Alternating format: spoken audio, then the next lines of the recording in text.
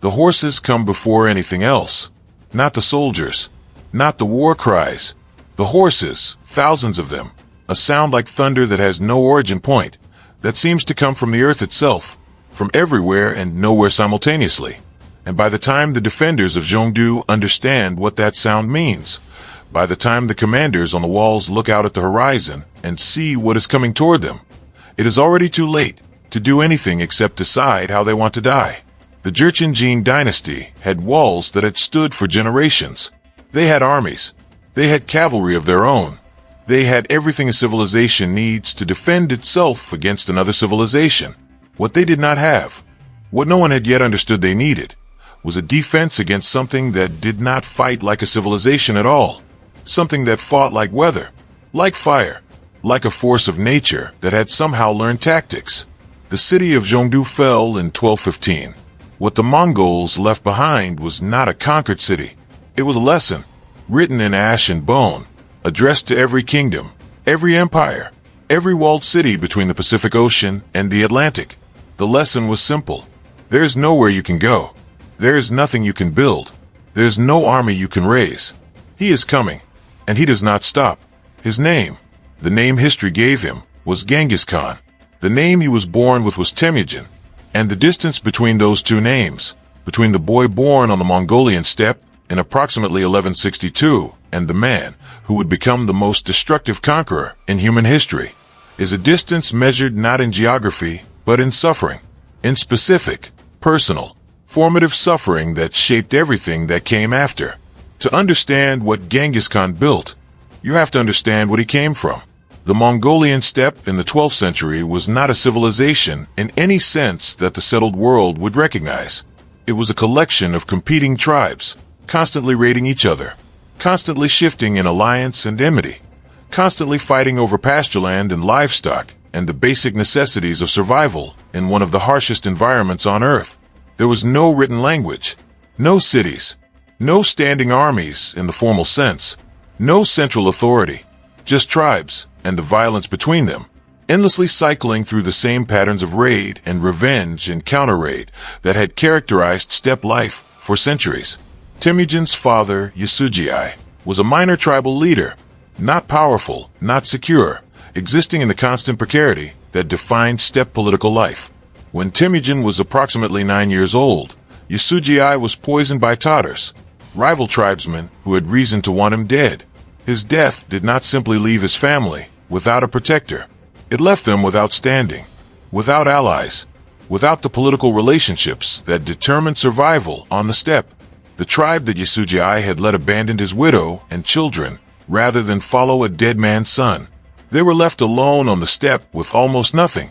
For years, the family survived on roots and small game. They were destitute in an environment where destitution meant death, slowly or quickly, depending on the season and what enemies came looking.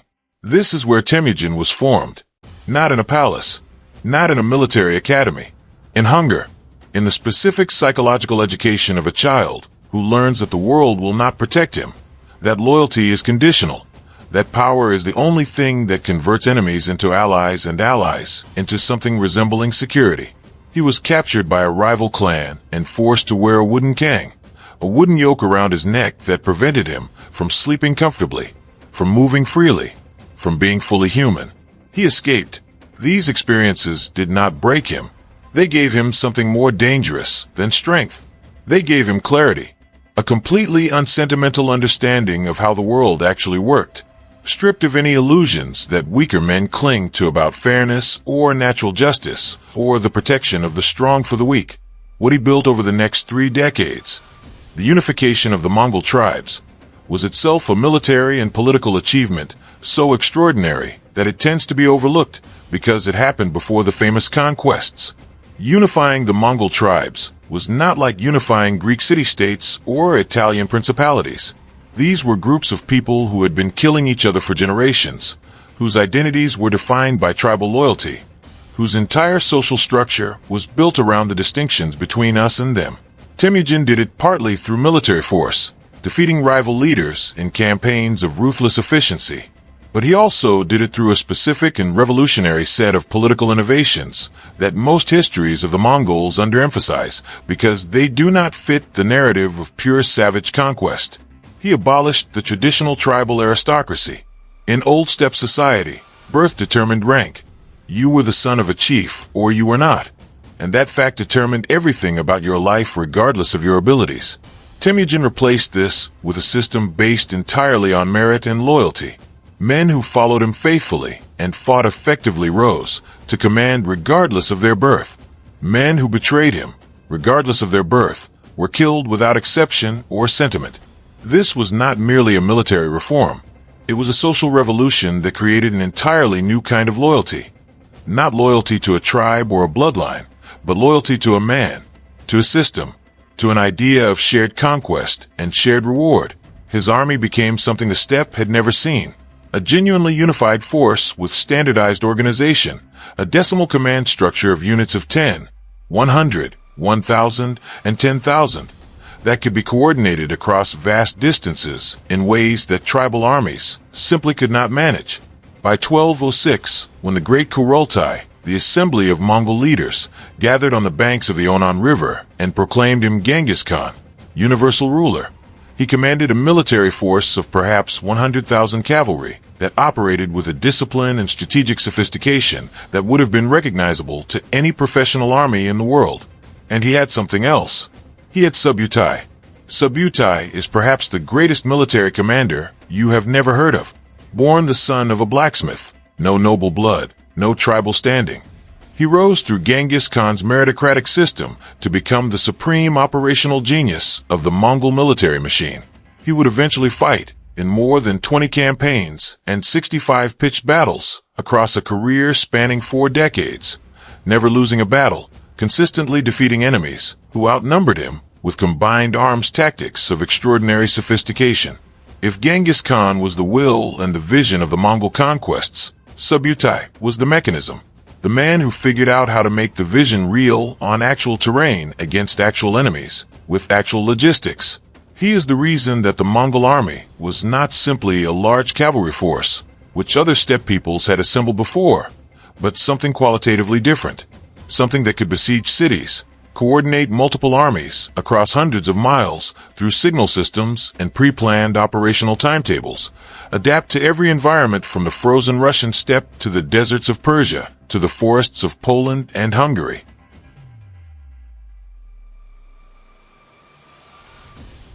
The first great external campaign was against the Jurchen Jin dynasty of northern China, beginning in 1211. This is where the world outside the steppe first encountered what the Mongols had become, and the encounter was shattering in ways that went beyond the military defeats. Though the military defeats were catastrophic enough, the Jin Empire was not a weak or backward state. It was a sophisticated, wealthy, militarily experienced civilization with a population of perhaps 50 million people and walls that represented centuries of investment in their own defense. The Mongols had perhaps 150,000 cavalry. By any conventional military calculation, the Jurchen Jin should have been able to absorb and eventually defeat the invasion. The conventional military calculation was wrong. The Mongols did not fight the way the Jin expected. They did not come in a single mass that could be met and defeated at a decisive point.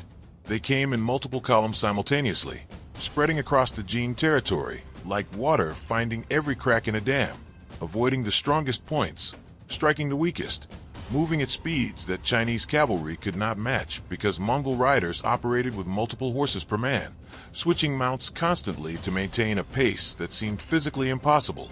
Cities that could not be taken immediately were bypassed and isolated. Cities that surrendered were generally spared. A calculated mercy that was itself a weapon, because as news spread that surrender meant survival and resistance meant annihilation, the calculus of every Jin commander changed. Zhongdu, the Jin capital, fell in 1215 after a siege of years. The city burned for a month. A diplomat who visited the site afterward reported that the ground outside the city was white with the fat of the dead, rendered by the fires, soaking into the earth. Genghis Khan was not finished. He was never finished.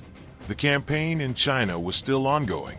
Left in the hands of subordinate commanders, when events to the west created what he apparently read as an opportunity and a provocation simultaneously. The Khwarazmian Empire, centered in what is now Iran and Central Asia, was the dominant power of the Islamic world at that moment, a wealthy, sophisticated state, controlling the Great Silk Road, trading cities of Samarkand, Bokhara, and Merv. Its ruler, Shah Muhammad II, had done something that combined arrogance with catastrophic miscalculation. He had killed Genghis Khan's trade ambassadors. In some accounts, he killed them after initially receiving them peacefully, and then reconsidering. The specific details vary across sources. The consequences do not vary at all.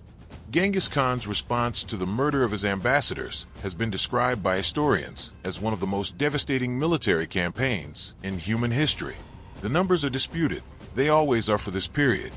But the destruction of the Khwarazmian Empire between 1219 and 1221 resulted in casualties that some scholars estimate in the millions. The cities of Bokhara, Samarkand, Merv, and Nishapur were taken and largely destroyed. Merv, which may have been one of the largest cities in the world at the time, was reportedly devastated so completely that a later survey of the region found the population had declined by perhaps 90%. These numbers cannot be verified with precision. What can be verified is that cities which were major centers of Islamic civilization in 1218 were ruins by 1221, and that some of them never fully recovered. The destruction of the Khwarazmian Empire did not just kill people and destroy buildings. It destroyed the irrigation infrastructure that made the agriculture of the region possible. It destroyed the social networks and the accumulated human capital. The scholars, the engineers, the administrators, the craftsmen, that makes civilization function. Some historians argue that the Mongol destruction of Central Asia set the region back centuries in terms of development. The argument is difficult to refute. Shah Muhammad II fled before the Mongol advance and died on an island in the Caspian Sea, abandoned. A man who had commanded one of the great empires of his age reduced to a fugitive dying of illness in a place no one would think to look for him. His son Jalal ad-Din fought on, with genuine courage and skill, winning one of the very few victories against Mongol forces at the Battle of Parwan in 1221, before being defeated and driven to the banks of the Indus River, where he leapt his horse from a cliff into the river rather than be captured. Genghis Khan reportedly watched this from the bank and expressed admiration. Whether or not the story is precisely true, it captures something real about how he evaluated men, by the quality of their resistance, not by whether they were his enemies. Meanwhile, Subutai and Jib, another of Genghis Khan's greatest generals, had been sent with approximately 20,000 cavalry on what became one of the most extraordinary military expeditions in history, a reconnaissance in force that swept around the Caspian Sea, through the Caucasus, across the Russian steppe, defeating every force sent against them, before returning to the main Mongol army, having traveled more than 8,000 miles in 3 years. They defeated a combined Russian and Cuman force of perhaps 80,000 at the Battle of the Khalkha River in 1223, a Mongol force of perhaps 20,000 cavalry, destroying an enemy 4 times its size through tactical deception and the disciplined execution of a feigned retreat that drew the Russian cavalry out of formation and into an ambush. The feigned retreat was the signature Mongol tactic, not a rout but a calculated withdrawal designed to trigger the enemy's instinct to pursue, to break their formation in the excitement of what seemed like victory, and then to turn and destroy them when they were scattered and tired and far from their support. It required extraordinary discipline to execute. Soldiers had to retreat under orders, while under pressure, maintain unit cohesion, stay within the parameters of the tactical plan, while everything around them was chaos. The fact that Mongol armies could do this consistently, against opponents of every kind, and every terrain, is itself a testament to the training and command culture that Genghis Khan had built. He died in 1227, during a campaign against the Tanga Xia kingdom. The circumstances of his death, like so much about his life, disputed and partially obscured by the deliberate mystification that surrounded him even in his own time. He was approximately 65 years old. His body was carried back to Mongolia for burial at a location that was kept secret. Tradition holds that the soldiers who accompanied the burial procession killed everyone they encountered on the road to prevent disclosure of the location, and then killed themselves. His tomb has never been found. He had asked to be buried without markers. He got his wish. The man who had left his mark on more of the earth's surface than any conqueror before or since left no mark at all on the earth that covered him. But the empire he had built did not stop. His sons and grandsons carried the conquests forward with a momentum that his death did not interrupt, because the machine he had built was larger than any single man, even him. Ogedei, his son, completed the conquest of the Jin dynasty in China in 1234. Subutai led the Great Western Campaign of 1241 that swept through Poland and Hungary, destroying European armies at Legnica and the Mohi River in engagements that demonstrated that the Mongol military system was fully operational under the second generation of leadership. The Mongols stood at the gates of Vienna. Western Europe was next, and then Ogedei died, and the Mongol commanders withdrew from Europe to participate in the succession, a decision made by political necessity, not military inability. Europe never knew how close it came. The conquest of the Abbasid Caliphate in 1258, the sack of Baghdad, the execution of Caliph al-Mustasim, the destruction of the city that had been the center of Islamic civilization and learning for 5 centuries, is perhaps the single event in the Mongol conquests whose consequences were most lasting and most painful. Baghdad in 1258 was not merely a political capital. It was the intellectual center of the Islamic world, its libraries containing hundreds of thousands of manuscripts, its scholars representing the accumulated learning of centuries of Arabic, Persian, Greek, and Indian knowledge that had been translated, preserved, expanded, and synthesized over 500 years. The destruction of that knowledge, the books thrown into the Tigris River, the scholars killed, the institutional frameworks that had sustained scholarship dismantled, is an intellectual catastrophe whose full dimensions cannot be calculated because we cannot know what was lost. What we know is that the Islamic world that emerged from the Mongol conquests was in many ways a diminished version of what had existed before. The period of Islamic scientific and philosophical leadership that had characterized the preceding 5 centuries did not continue in the same way after 1258. The causes are complex and disputed. The Mongol destruction is part of the explanation. The Mongol Empire at its height was the largest contiguous land empire in history, stretching from the Pacific coast of China to the borders of Poland and Hungary, encompassing modern China, Mongolia, Korea, Central Asia, Iran, Iraq, and large portions of Russia. It was held together not by a single administrative system, but by the personal authority of Genghis Khan's descendants and the shared military culture he had created. When that personal authority fractured, as it inevitably did, because no political system built around personal authority can survive the dilution of leadership across generations, the empire split into successor states that fought each other with the same energy they had once directed outward. The Golden Horde ruled the Russian steppe for 2 centuries, profoundly shaping Russian political culture in ways that Russian historians continue to debate. The Ilkhanate in Persia eventually converted to Islam and became part of the Islamic world it had so recently devastated. The Yuan dynasty in China, established by Kublai Khan, ruled the most populous country on earth for nearly a century before being expelled by the Ming dynasty in 1368. What does all of this mean? What is the honest accounting of Genghis Khan and the empire he built? The destruction is real and documented and staggering. Modern demographic historians estimate that the Mongol conquests may have killed somewhere between 30 and 40 million people, perhaps 10% of the world's entire population at the time. The destruction of agricultural infrastructure in Central Asia and Persia caused famines and population collapses that extended the death toll far beyond the immediate casualties of battle and siege. Cities that had been among the largest and most sophisticated in the world were reduced to ruins. Knowledge was lost that cannot be recovered. These are not abstractions. They are the specific, permanent consequences of a specific historical force. And yet, the Pax Mongolica, the Mongol peace, the period of relative stability across Eurasia that the empire's unified control created, facilitated trade and cultural exchange on a scale the world had not previously seen. The Silk Road under Mongol protection carried not only goods but ideas, technologies, diseases, and people between East and West in ways that accelerated the exchange of knowledge across civilizations. The Black Death that devastated Europe in the 14th century traveled along Mongol trade routes, a catastrophic consequence. But so did gunpowder, printing, and other technologies that eventually transformed European civilization. These things are connected. The same network that carried the plague carried the ideas. The Mongols forced the world to become more connected. They did it through violence so extreme that it reshaped the demographic map of the human species. And the more connected world that emerged from that violence eventually produced the Renaissance, the scientific revolution, the age of exploration, the chain of events that led to the modern world.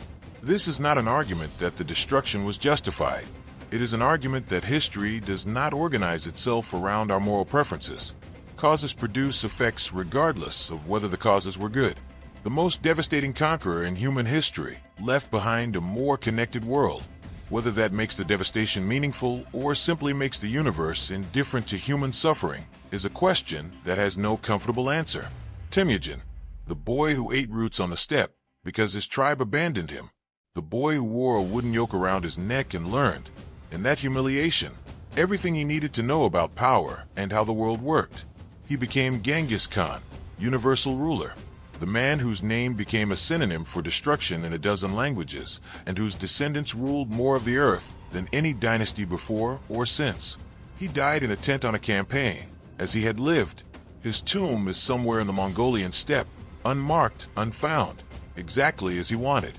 The man who left his mark everywhere left no mark there. The steppe is still empty. The wind still moves across it the way it has for 10,000 years. Somewhere beneath it, or near it, the bones of the man who changed the world more than almost any other human being are returning slowly to the earth he came from, returning to nothing, as we all do, as empires do, as everything does, eventually. The difference is what happens in between. If this documentary has settled into you somewhere quiet and disturbing good, that is the honest response to a story this large and this human and this permanently unresolved. This is what Warpath Warriors exists to do. Not to make history comfortable, but to make it real. To take you inside the stories that shape the world you live in and let you feel the weight of them honestly. If you want to keep going into the empires, the battles, the human beings who made decisions that echo across centuries, subscribe to Warpath Warriors now and hit the bell. Because the next story is already waiting, and it is just as dark and just as true.